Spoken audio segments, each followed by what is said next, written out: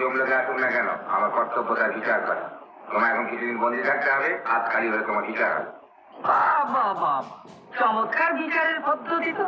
দোষ করুক বা নাই করুক, ঘাপ করে অ্যারেস্ট কর, জেলে তো পচুক, তারপর বিচারে দোষী সাব্যস্ত না হলে একটু দুঃখ প্রকাশ করে ছেড়ে দেবো। বেড়ে চালাচ্ছেন স্যার।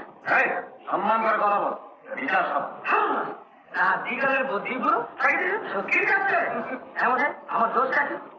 জীবন্ত মানুষের জমলোকে প্রবেশাধিকার নেই, অধিকার তুমি লঙ্ঘন করেছ।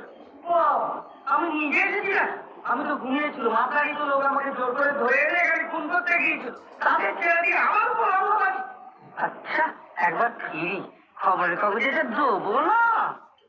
আর রাগ করছো কেন? শান্ত হও। বুঝতে পারছি ভুল হয়েছে, মস্ত ভুল।